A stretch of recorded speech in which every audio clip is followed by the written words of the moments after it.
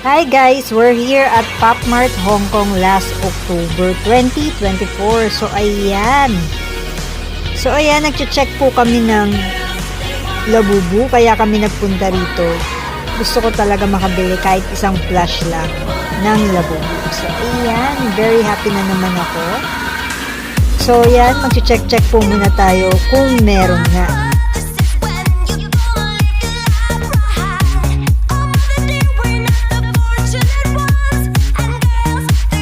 Yan, may mga gusto kong Labubu kaso most of them are sold out.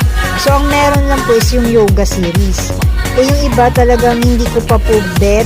Yang sila Space Molly. Tsaka mga iba pang Pop Mart items. Sila Daimo. Yung mga kids ko kumuha ng Daimo. Tsaka iba pang items. So, ayan, ikot-ikot po muna kami.